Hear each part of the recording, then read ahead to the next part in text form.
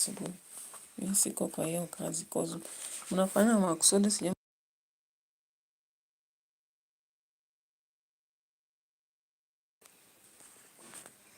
Alright guys, welcome to the channel. We may take about 30 minutes to just do an analysis, a quick analysis on Life Saga TV because we don't want to let it be a deadlock. So of course, I don't know who wonders about this. If SuLUHU actually won 31 million votes, so many people are asking a question. Why would he be having such a landslide? And then the disruption in Tanzania is just too much. And compared to Kenya, we've not seen a lot of looting. All we've seen is people destroying, vandalizing, walking on the roads, throwing stones. So which is a clear indication that they're just demonstrating against the sham election.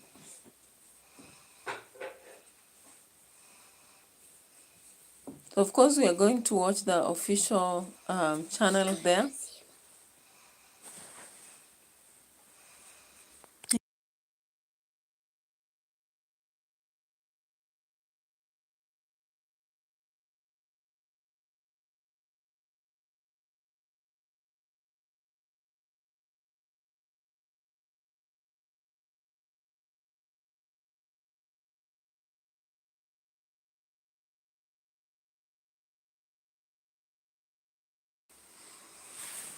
All right, guys, so 97% win is not an easy thing for anybody in the world. Apart from Kim and SuLUHU, we've never seen this anywhere in the world. In fact, even the other dictators like Mugabe, Museveni, and many others, they have never had elections whereby they win 97%. So I've just been looking at that, and it's quite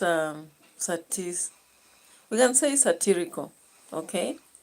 The elections in Tanzania were very satirical. Of course, I expected such because since the beginning, even when SuLUHU was doing the campaigns, she was so confident and she knew that she had frustrated already the communication channels, and all we could see was more of an appraisal for her.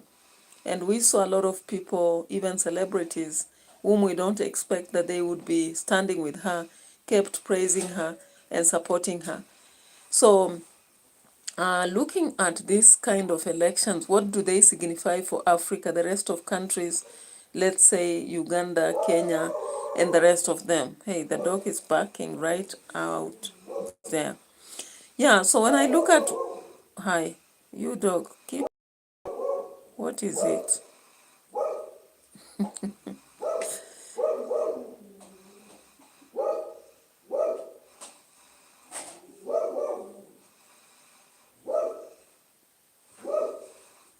Teresa.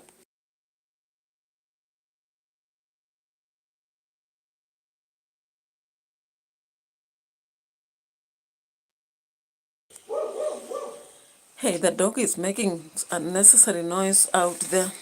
Okay.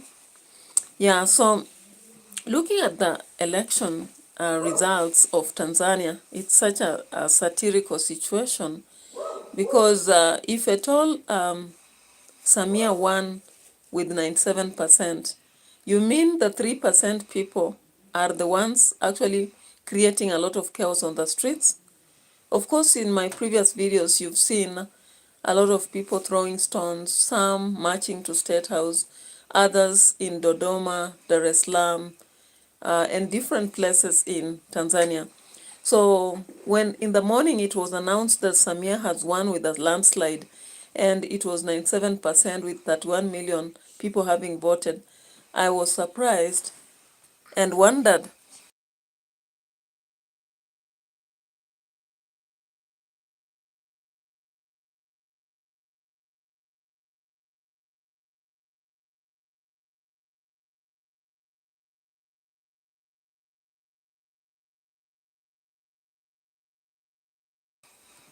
Yeah, so I began to ask myself a lot of questions, and I said, what is this thing that makes people feel like they don't want to get out of power? Like they don't want merit. They don't want a justified competition. How would we tell people about Albino Hanan? Hi, welcome to the house. The WhatsApp is, of course, Tanzanian politics just going on, nothing much. Okay, what about you? What has been up?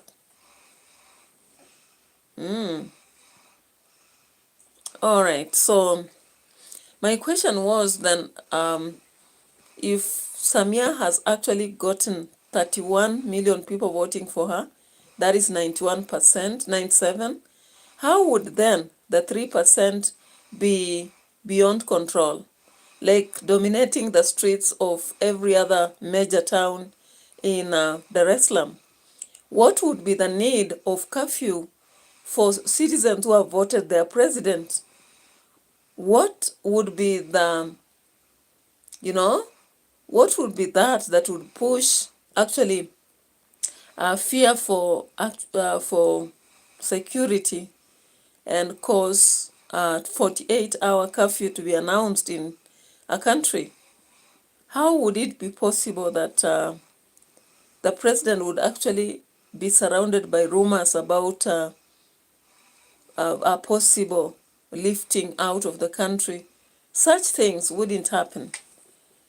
And therefore, what I realize is that most of our leaders, possibly, they are led by greed. And sometimes because they are currently in office, they believe that nothing can be done to them because, of course, the military is under them, has been under them and is under them. So in the morning, this announcement came as a shock after 2 days of demonstration with Gen Zs all over the place. And I'm surprised. Okay? I'm quite surprised. And of course, that morning, there was a quick handover of a certificate. If I may show something here. Let me just show it.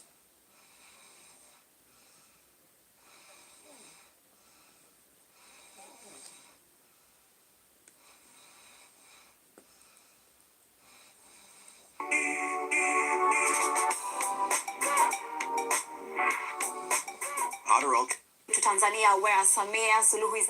Uchaguzi mkuu wa mwaka 2025 uliofanyika tarehe 29 mwezi Oktoba mwaka 2025. Naomba sasa nikukabidhi hati ya kuchaguliwa kuwa rais wa Jamhuri ya Muungano wa Tanzania.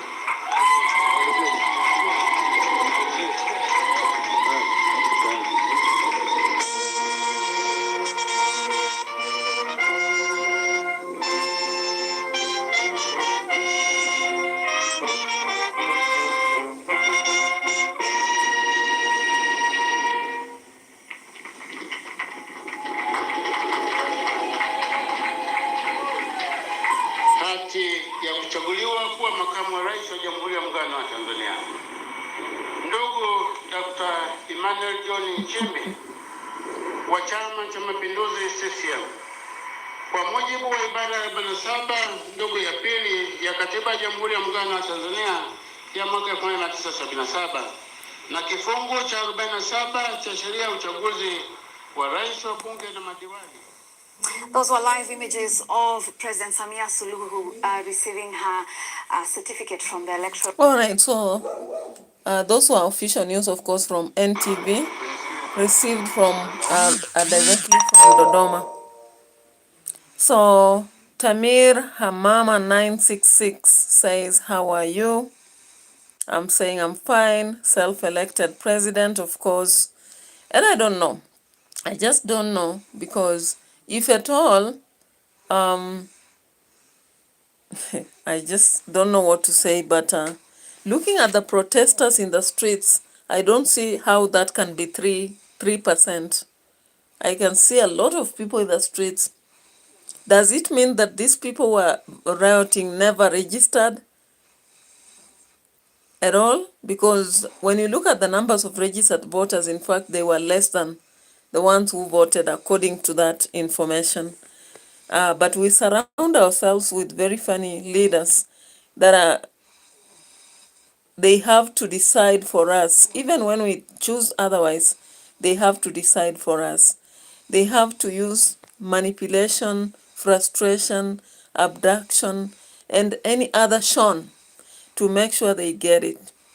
For them, the voice of the people is about their voice. It's about their stomachs, their interests, their pockets, their families. That's what matters.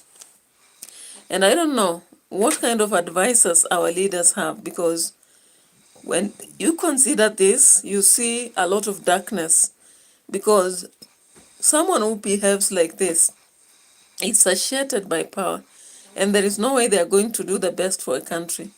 Not at all. Because if you consider the number of people who have been mentioned to have actually died, we don't know whether that number is actual, the 700. But when you look at that, you don't see how a leader would take over power with such a situation. Because what it means is that if they are going to lead, then they are prepared to do all that it calls for a dictator to actually lead, including mass killings, frustration of places. If you know what happened in Zimbabwe at some point, you know what I'm talking about. Because with such a leader, they might actually identify specific regions which are against them and then decide to frustrate them, maybe by not offering them good education, hospitals, or healthcare, economic base, among other things. And with time, automatically, then you would find that our country is lame. Okay? Yeah, so Tamir Himama 966 says, don't say anything, it's not good for you. Tamir Haman says, yes, you are right. Yeah, we may not keep quiet, because actually this is something that is going to take over in the rest of Africa, whether we like it or not, because it seems the moment dictators are taking over, we just have to subdue. Because no matter what happens, this is what we have to take.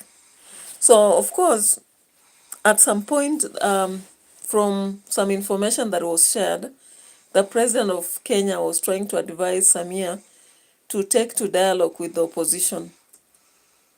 However, she again communicated to Museveni, and Museveni, of course, is a dictatorial leader, and all he had to ask Samia to do is to be very firm and make sure that they are strong enough to confront the young people. No wonder possibly there are lots of people who died on the streets. So it was indicated earlier that there will be a private swearing, because I've not seen a public swearing so far. But I've seen something here. This is why. Hey there. Today we're diving into some super handy phrasal verbs that can really bring your English to life. These are Tanzania's Electoral Commission has declared incumbent President Samia SuLUHU Hassan the winner of Wednesday's presidential, a race where major rivals were excluded. How credible is this election process in the eyes of Tanzanians and also observers, and what does it mean for the legitimacy of the government moving forward?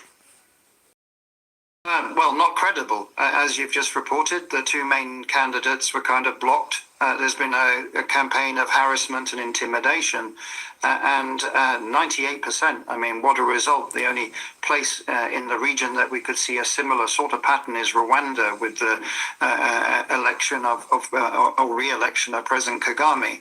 So clearly not a credible election. And there have been, as you've reported, demonstrations across the country. There's been violence, there's been death.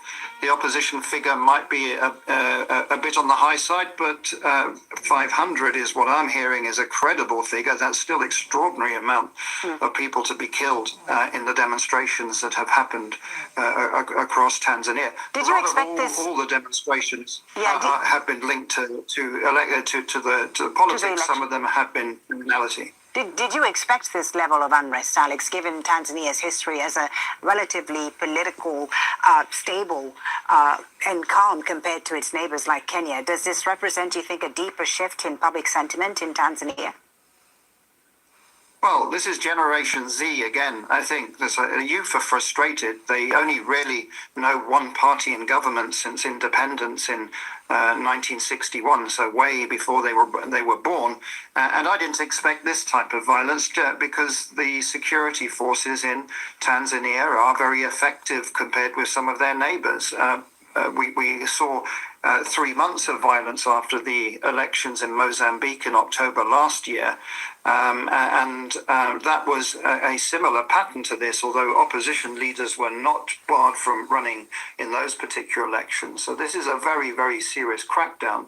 It's also actually the first time that Samia Hassan has been elected because, as your viewers will remember, in 2021, she took power from her predecessor because he was deceased in office. Yeah. And so there wasn't an election. Indeed, you mentioned the Gen Z protests, and indeed a lot of the demonstrations, it would seem, in Tanzania have been youth-led. Do you think this is the beginning of a broader youth-driven movement similar to what we've seen in Kenya and more recently in Madagascar? Yeah, I do. I think this is all about the demographic curve, and Tanzania has one of the quickest, fastest demographic rates in the world. It's also got growing inequality. And so... All right, so according to the report from London and the comparison of Kenya-Tanzania border and Dodoma, it's clear that Samia actually took the certificate. The swearing-in moment is not very clear, but from the ideas from other nations, what people feel is like it was a sham, it was unfair, it was one against herself. So Tamim Hamam asks, is Tanzania a Muslim or Christian country? It's a mixed country, just like Kenya. We have Muslims and we have Christians in Tanzania. So it's a mixed religion country. Yeah. So Al Jazeera is an official platform, of course, that tries to check on everything. And that was what they were trying to suggest, and indicated that Tanzania has the biggest number of Gen Z. So this was a situation that was expected, given that for many years Tanzania has had one party ruling all through, and dissatisfaction as a result of some failures here and there that have not been met, regardless of maybe the demands from citizens. Let's just check something here.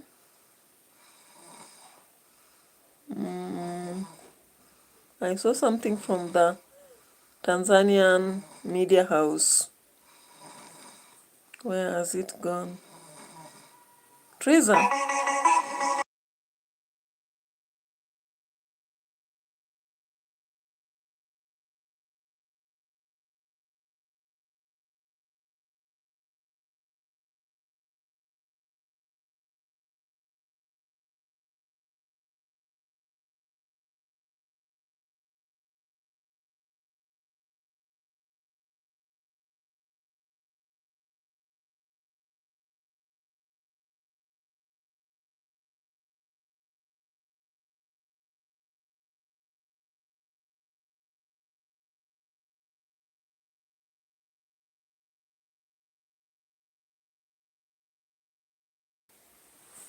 Yeah, so let me check with that Tanzanian platform just to be sure of something here.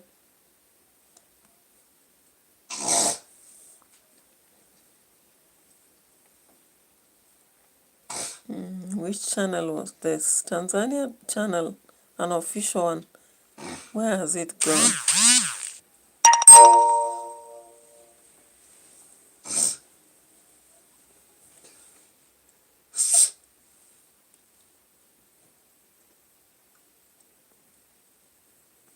Uchaguzi huu haukuwa tu kipimo cha uungwaji mkono wa sera na Listen at her speech.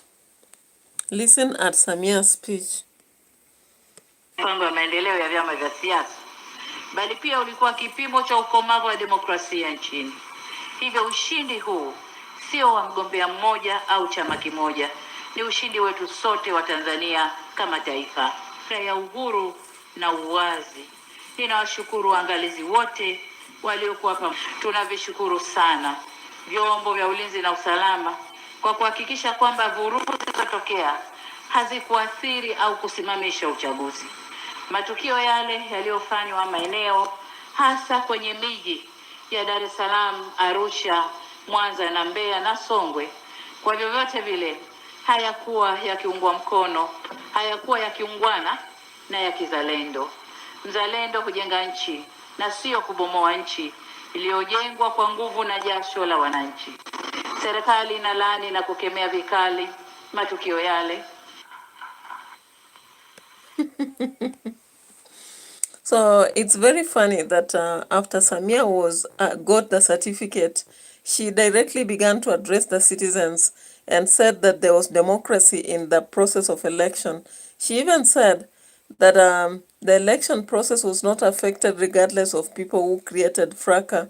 She again pointed out that the government is seriously pointing a finger and really is annoyed or rather irritated by what those people had done in Songwe and so different places where they had created fracas. And I was like, which democracy are you talking about? So Tamri Mama asks, is it worth coming to visit or is it dangerous to come now? Of course, when a country has demonstrations, it's never peaceful until everything has settled down. You cannot visit a country when chaos are continuing. You need to wait until everything is cleared, or else anything can happen, because the frustrations of the people is still, of course, ongoing, regardless of the fact that the announcement has been made. Yeah. So it's not quite friendly to visit such a country until everything is settled. Yeah, because there's still a lot of fear among citizens, and at the same time the agencies have not settled fully, and the opposition as well is not comfortable with what has happened. So regardless of whatever will happen, there might be a lot of issues here and there. We are giving you up to 100K extra when you make your first deposit of. Umechaguliwa kuwa rais wa Jamhuri ya Muungano. Analysts say her public reappearance was a crucial attempt to project stability after nearly a week of silence that had left many Tanzanians questioning her leadership amid crisis. 47 ndugu ya pili ya Katiba ya Jamhuri ya Muungano wa Tanzania ya mwaka 1977 na kifungu cha 47 cha sheria ya uchaguzi wa rais 25, tume ilifanywa na rais mteule kwamba uchaguzi huu lazima ugharimiwe na sisi wenyewe kwa 100% ili kuleta. Yeah, so according to Samia, any citizen who actually did participate in the scenes of demonstrations is a dangerous person and not suitable for the country. So it might be expected that people will be arrested. Of course, some of them tried, some of them might be suffering and all that. Of course, they just pick random people to show an example to the rest. And that is what I'm sure may be happening very soon. And even now, it might be ongoing, with SuLUHU actually handling the tension through frustration, because she understood clearly from what Museveni advised her, and it might be just what will go on. So as I said today, I promised to take just like 30 minutes. I might not go into deeper details, and so I have to talk about, quickly just talk about it. I won't show anything. There was a meeting at Malava, and members of UDA, among others for coalitions, came there. Of course, we saw Salasya, we saw Eugene Wamalwa, we saw Natembea, we saw who else? Malala. So Cleophas Malala was actually accusing Mudavadi of wanting to frustrate Edgar Malala, the son, out of the party, and therefore Edgar vied in his own party and had to settle down and offer Panyako. The same happens with other individuals, and we saw Salasya supporting the case of Panyako among other leaders, and Natembea, and also whoever, that is Eugene Wamalo. On the other hand, we saw that when you looked at people like Atwoli and Ruto himself, they were in Malava, and all they were trying to do is to tell people to support another different member who is in UDA. So there has been a fight for the by-election positions, and of course you should understand that the reason why many leaders are doing this is because the by-elections determine what will happen in 2027, and every member is trying to assert themselves as a party. And I was surprised at Wally right there saying that he has never supported anybody and failed. And I was like, but you did support Baba and Baba failed. So what are you talking about? I also heard from Mombasa side, Sifuna, Ruth Odinga, Oburu Odinga, and Mama Zamzam, among others, are speaking right there. And all they emphasize is they have to unite, have unity of purpose so as to have a candidate for 2027. However, there are those who still feel like there's no need, and they are saying they cannot continue to be in the opposition forever. They want to be the government. So let's end there. We will continue later tomorrow, a time maybe earlier than this. Bye-bye for now. See you.